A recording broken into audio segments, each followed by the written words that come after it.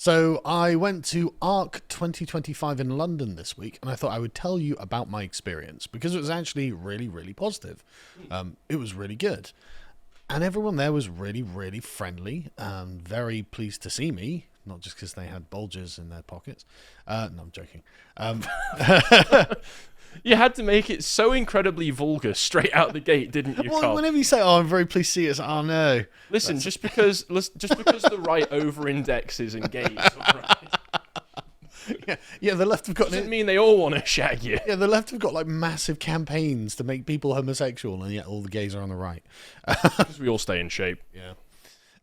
Anyway, yeah, so no, it was really, really good, and it was really nice to meet loads of really cool people and make loads of really great connections with people who are really decent.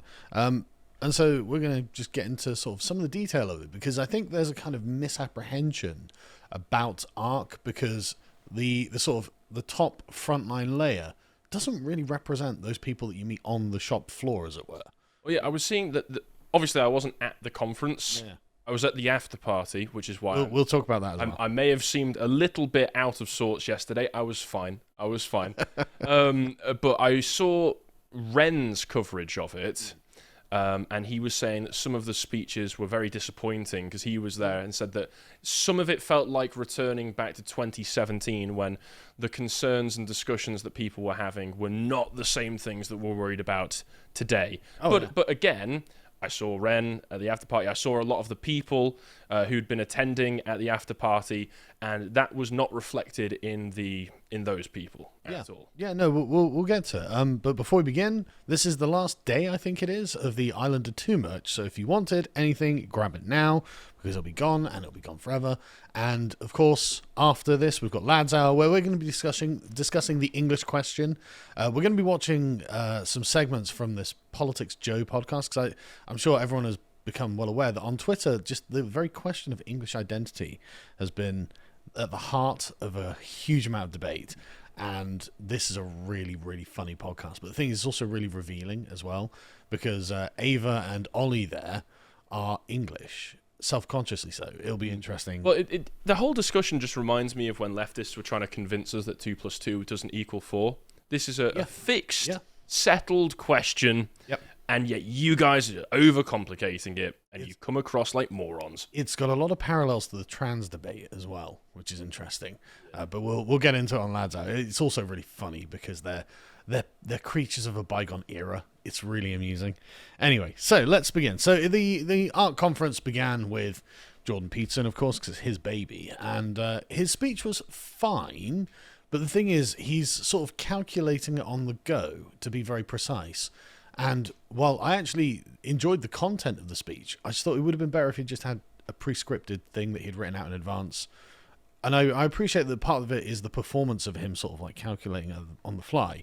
But it did make it slightly difficult to follow, whereas if he had had just a teleprompter with a pre-written thing that he'd been like, no, this is what I'm trying to say, that would make life a lot easier, just as a small sort of tonal thing. But he's the theme of the conference and the theme of his speech is basically he starts, what's the defining characteristic of this civilizational moment? Because the point is that they're trying to recapture the story of the West that we can be proud of and that we can stand on in the face of the sort of postmodern deconstructionism. And he's trying to create a kind of propositional ideology of Western civilization. I think I might actually do a separate thing on this at some point, because this is a minefield that he's stepping into. He's identified the right problem, which is an ideology has been trying to destroy Western civilization, and I'm not sure that the correct response is, well, we have a counter ideology for Western civilization instead. So is this thumbnail where it says what's wrong with hedonism, does that sum up the content of the speech itself, or is that just one of the things that he's addressing as part of this? That's one of the themes that he's addressing, because of course we do live in a much more hedonistic age than we ever have done before, actually. And he goes on a bit of a tangent in sort of the middle of the speech, going, well, there's a problem with hedonism because there's lack of responsibility and various other things, and that's all and good, but that's not the sort of main thrust of what the speech is actually about. But like I said, I'll probably have to talk about that in more detail, because it's an absolute minefield he's stepping into. and I only know because I've done so much work on ideology. Anyway, so this is their YouTube channel. You can see the speeches on there in your own time, and it's quite interesting. The sort of the breadth of people. So as you can see there, Yeah, I saw the thumbnail reminded me, and I'd seen the clip come out that the singer guy Oliver Anthony. Yeah, Oliver Anthony was there. Gave a speech, and he is not who I was expecting to see there. No, so you've got like the normal subjects that these sort of conferences would have. So, the woke's gone too far this time, and actually maybe we can use fossil fuels. Actually, maybe that's okay. Oh right, okay. To do. Kemi Badenoch gave a speech. I actually haven't seen her speech. I didn't get there until after I got there about midday on the first day, so I've been catching up online. I haven't had time to watch. Well, the quote given for it there: "The problem isn't liberalism. The problem is weakness." Yeah. Okay, all right. That's not correct. I like that the overall tone of this just seems to be 2016 Sargon. Yeah, a lot of it. One day they will catch up to you. That's 10 years from now. Well, Peterson and Douglas Murray gave a really good talk, actually. Really good speech. But the general tone is very much sort of 2016 Sargon. It's like, look, we just need to recommit to classical liberalism. And that would be nice, except that doesn't solve the problems. So it's too narrow an issue, too narrow a solution to a broad issue. And honestly, I spoke to loads of people about Badenoch's speech, and they were like, nah, it was rubbish. Didn't like it. And I haven't watched it yet, so I'm going to watch it after this probably. But there's, like normal sort of things that we all consider to be real things. Like the most compelling argument against tech in schools is on there. It's why socialism... From Big Sue's from Peep Show as well. Is it? Yeah, that's Big Sue's from Peep Show. I had no idea. Okay. I know. I didn't recognize her at all. I mean, she looks the same to me. She was not the kind of person I would expect to see at this kind of event, but But that's fine, right? That's totally fine. No, not that it's a problem. Yeah, and I agree with it. I agree. Yeah, no, we really should be like worried. You know what? Right, I got a bunch of they were giving out just blank notebooks and pens so you can make notes. And I was like, oh, are they free? Are they great? So I took 4, right, for my kids. See, you're the problem. Your hedonistic nature, Carl. Look, it was selfless. It wasn't for me. I was taking it for my kids, right? And I literally handed one out to my son this morning, and he was like, "Oh, thanks, Dad." And I'm like, "It's a blank notebook," but I didn't say that. But he was thrilled with it. He was absolutely thrilled with it.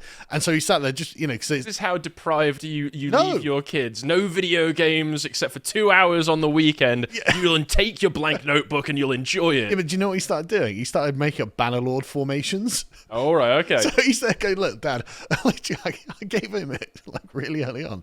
I went and got dressed. And I came downstairs, and he's like, "Look, Dad, right? See, I've got the infantry in a shield wall at the front. I've got the archers spread out behind them. The cavalry are going to go around the side and get their cavalry before they can get me." I'm like, "That's brilliant, son." I didn't realize I was raising Hannibal. Again, I've got a photo. I'll show you. Your son will be useful in the conflicts to come. Yeah, exactly. Yeah, he's ready. He's going to be prepared. But anyway, sort of like the Whole Foods CEO explains the history of capitalism, why socialism never works. Blah blah blah blah blah. Right? Fairly stock sort of normal conservative things. Yeah, Oliver Anthony being there was interesting. And he does represent a kind of American class, a working class, right? And there was quite a nice sense from the people in this, the top layer, that they do have obligations to those people at the bottom, right? And they weren't trying to be elitist, actually, which was quite refreshing to see and different to the WEF in tone, at least in that way. Having, we're gonna have a white working class man who's going to come and it wasn't barefaced and embarrassing technocrats. No, it wasn't. It was a lot more thoughtful than that, actually, and it was just fairly centre-right conservative, which was nice. It was fine. And Oliver Anthony played Rich Men North of Richmond, obviously, and it was a really good performance. Actually, I've got to give him credit. He is a good performer. And then the AI apocalypse is bad, but we're in a moral crisis, so don't worry about that. And some emotional poem called Sunflowers in Babylon. It was okay. It was a bit heavy. It was a bit, because they had violins playing with it and stuff like that, and it was fine. What? It's just funny to me. It was fine. It That's was. all with all the I wasn't crying. with all of the I was problems in the world right now, the sorts of things that we're constantly talking about. Some guy's like, I've written this poem for you. Well, no, the poem. I'm sure it was great. I'm sure it was great. Everyone loved it. You got standing ovation. I just didn't enjoy it that much. I'm not a poetry guy, really, though. I think that's the problem.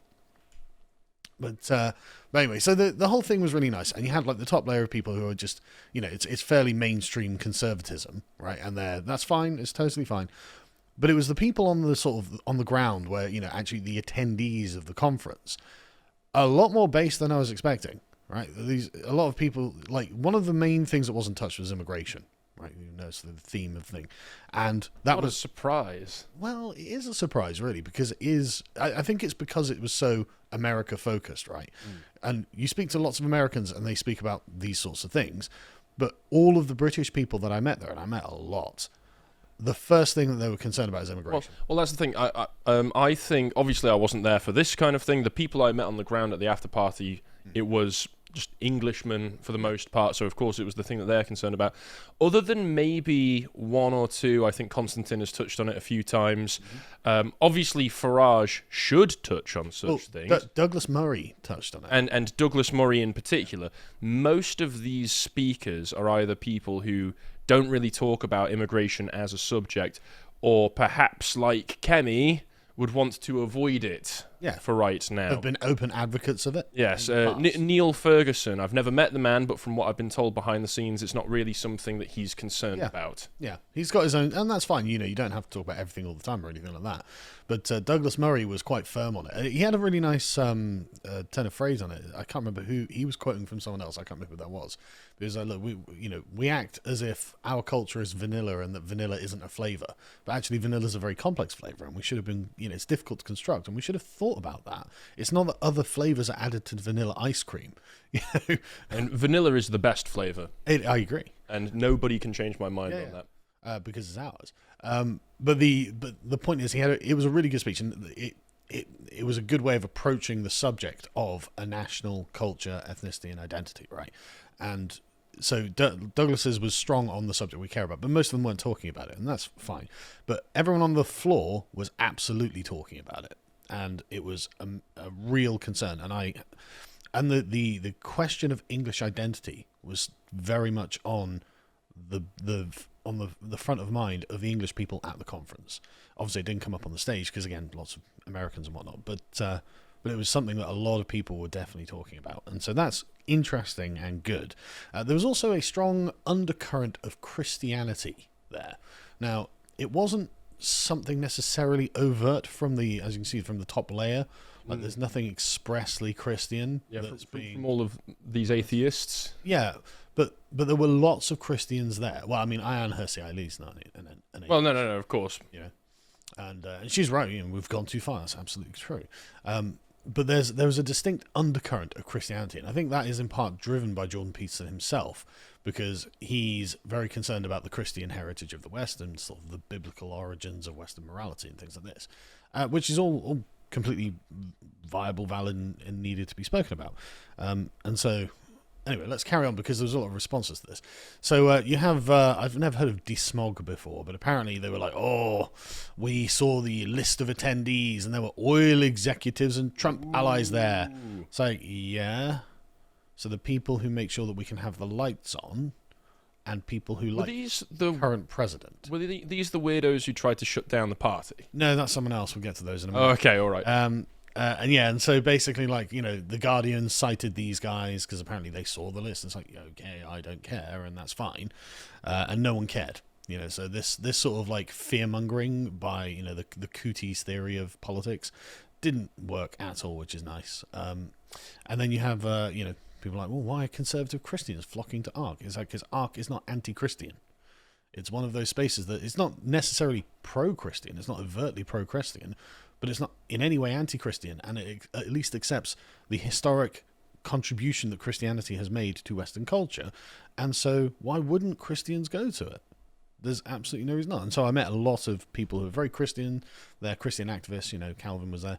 And it was totally fine, totally wholesome, totally normal. And it's good that this was a normal thing. It's like, yeah, no, it's completely fine to have a Christian undercurrent. But anyway, obviously the Guardian.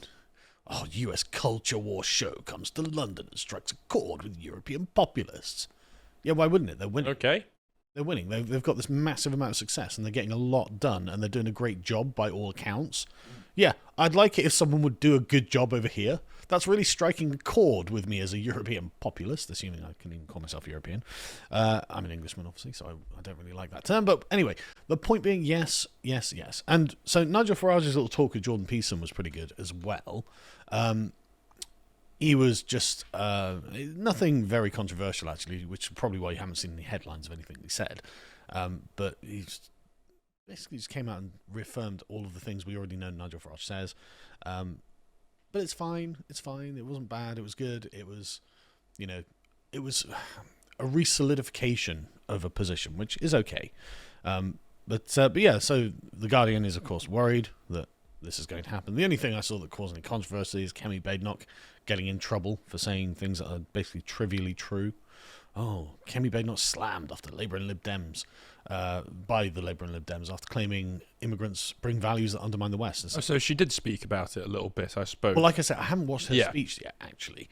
This is the only thing that I've seen that caused any particular controversy. But I mean, it's just trivially true. Yeah, we brought in a bunch of Islamists. Oh, this seems to be undermining the West value. And the Labour Party are like, no, that's my constituency. This is nothing but a reaffirmation of the multiculturalism and integration discussion that's been going on, which is that, well, the multiculturalism doesn't work, so you need to integrate them into your own values, because otherwise the values that they bring won't be able to fit with what we already do here. Mm-hmm. So it's that same old discussion, really. So yeah.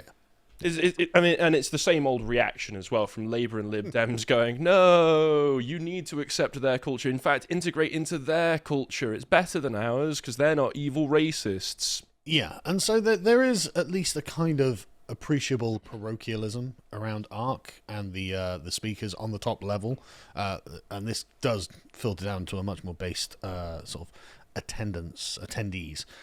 So it was fine. It was good, and I really had a good time there. It was really nice to have been so well met by everyone. Everyone was very kind to me, and then of course we went to the after party, which this was the only bit that I showed up for. You know what? So lots of this was great. Yeah, all of the major sort of right wing newspapers and even the Spectator were there. Had their own stalls and stuff like that. So, GB News, Unheard, and a few others had their own stalls, and they were doing interviews and stuff like that, right?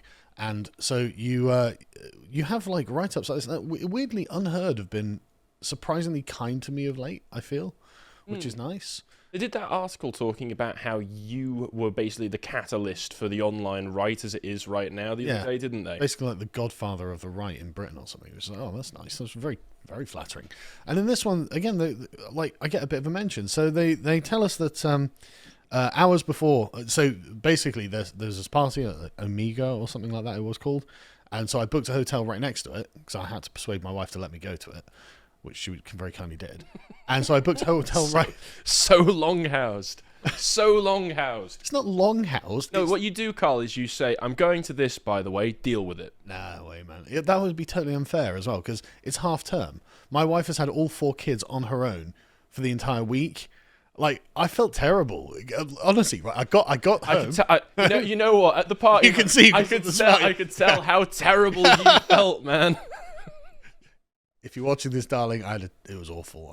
He had a terrible time. Him and Dank, they were just arguing the whole time. But the thing is, I had to meet a bunch of people on Thursday as well, so I didn't get home until about 6:00 Thursday evening. And literally, my kids come up to me, and my wife just hands me the youngest. She's like, "Right, I need some time on my own." Just goes. Yeah, to be fair, this happens with me. I've only got one right now, but when I get home after a long absence, when I'm here, for instance, and she's been playing up, I just open the door. There you go. Yep. I'm going outside for a smoke. Yeah, it's literally. I just want. I just some fresh air. Any sensory reduction, and I completely understand. So it was, it was very kind of her to do that. So it's not being Longhouse; it's me being like, oh my god, my poor wife. Being such a gentleman. I am, but trying to be a good husband. A good man. But anyway, yeah. So some group called Fossil Free London. I'd never even heard of them, right?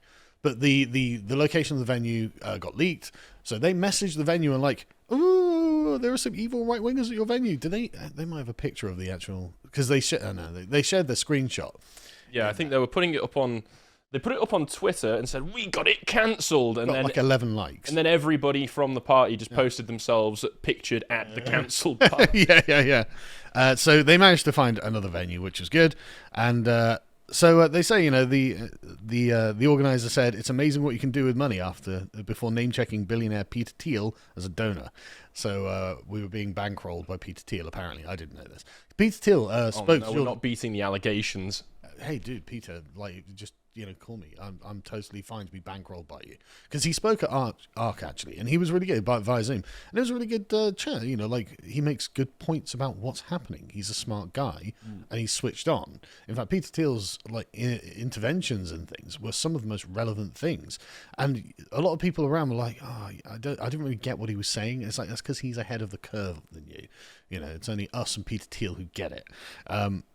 But anyway, yeah. So they say in here, quote, "Inside, incongruent classical music blared." It was a very strange atmosphere when we first got in there. It was, but it was very eyes wide shut for about 20 minutes. Yeah, until everyone got drunk because of the free beers. And then the bangers started downstairs. Yeah, music. But incongruent classical music blared in a room of garish decor with a life-size zebra as the star of the show. What was there? Yeah, did you not see it? It's this picture right here. Oh, that was on the upstairs. Oh, I didn't go to the upstairs. I was too late. Oh wait, no, or was it downstairs? No, this was upstairs. I don't know. You were sat upstairs like the whole night. Although I don't recall seeing it. It was very strange when I walked in there. I turned to, because Josh was there and Lewis Brackpool was with me. I turned to him and said, "Right, when do they hand the masks out? And when does the orgy start?" Because it had that atmosphere. This just goes to show how perceptive I am. In fact, we'll carry on. So a life-size zebra was a star show. I didn't even notice that. The attendees in the room were somewhat perplexed, with one telling me it was completely demonic. A little bit. Downstairs. I was downstairs, not upstairs. That's why I didn't see it. I saw you upstairs the whole time. I don't know. I don't know. The just on the level that you walked in. Much merriment was had. But Reform UK's chairman Zia Youssef rubbed shoulders with right-wing YouTubers like Carl Benjamin, who held court at a table of rotating guests. That part is true, although I didn't see you interact with Zia Youssef at all. I didn't know he was there. I spotted him sat by himself downstairs scrolling his phone right next to the dance floor. And it was one of those, I was heading to the bar and I was like, "Is that Zia Youssef?" Anyway. I didn't see him. And the thing is, I don't know what, for me, you saw it. I constantly get people coming up to talk to me, right? And it's fun. Yeah. It's really nice. But it means that I don't get to scan for people. Because if I'd seen him, I would have gone over and introduced myself and talked to him, right? But I just didn't know he was there. So he wasn't rubbing shoulders with me. I didn't know he was there. It was very nice on that subject to put lots of faces to meet a lot of people who before then had just been faces on my Twitter or on YouTube or something. For everybody who came up to say hello, introduce themselves to me, introduce all of their friends, all of their friends all at once as well. Yeah. You were all lovely. I don't remember any of your names. Yeah, this is a perennial problem, is names. Faces are easy, names are terrible. But anyway, the point is, it was all really nice, and any write-up we got made us sound good. And it was all really, really well put together. The whole thing was very professional. There were absolutely no problems, no hiccups. I saw no trouble, no personality conflicts. Everyone seemed to get on really, really well. And I met James Lindsay. Unblock me, coward! Do it! Well, he'd already unblocked me. Right? Oh, yeah. But he was actually really well, nice. He's not unblocked. He's not blocked me in the first place. Right. I've just not interacted with him for. Wait, was he at the party? Not at the party. He was at Arc. Yeah, because I saw Ed Dutton interview him at the party. I then saw Ed Dutton try and breakdance. I didn't see that. I wish I'd seen that. Or at least he was threatening to. But so I had a chat with James Lindsay about his woke right term, and he was like, "Yeah, I think I need to be." It was a bit harder than I intended it to be, and he kind of backed down from a lot of that, which was quite nice. He was a lot nicer in person than he is on Twitter, but I think there's a lot of people who are like that. Frankly, Twitter's easy to do. Probably me as well. Yeah, probably. Yeah. Let's see if I can meet Constantine next time.